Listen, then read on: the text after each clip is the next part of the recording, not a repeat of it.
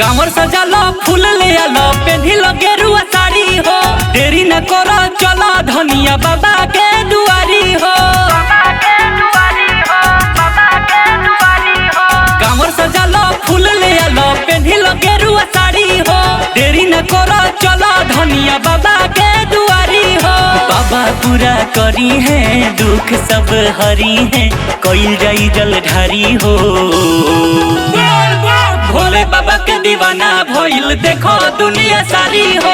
भोले बाबा के दीवाना भइल देखो दुनिया सारी हो। सावन महीना लागेला पवन झूमेला लोग सारा। जहाँ देखी लगावेला सभे बोल बम के नारा। सावन महीना लागेला पवन झूमेला लोग सारा।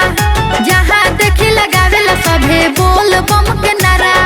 सब कुछ सरियाली हो चली सही हाली हो धरे के बरल गाड़ी हो। भोले बाबा के दीवाना भइल देखी दुनिया सारी हो। भोले बाबा के दीवाना भइल देखी दुनिया सारी हो।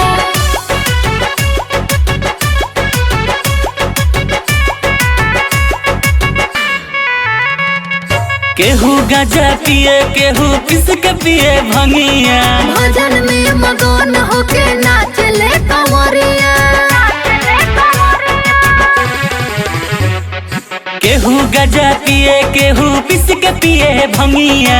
भजन में मगन होके नाचले कंवरिया। सुहावन बड़ा लगेला सुतल भगिया जागेला होला जब जयकारी हो। भोले बाबा के दीवाना भइल देखो दुनिया सारी हो। भोले बाबा के दीवाना भइल देखी दुनिया सारी हो।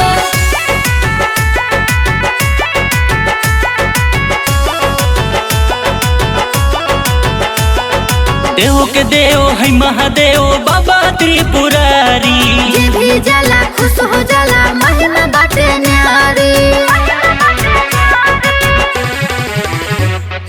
देव के देव है महादेव बाबा त्रिपुरारी।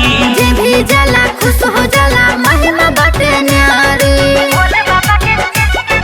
थाकी नहीं पौआ लेला बाबा के नौआ हुए चमत्कारी हो। भोले बाबा के दीवाना भइल देखो दुनिया सारी हो। भोले बाबा के दीवाना भइल देखी दुनिया सारी हो। भोले बाबा के दीवाना भइल देखो दुनिया सारी हो। भोले बाबा के दीवाना भइल देखी दुनिया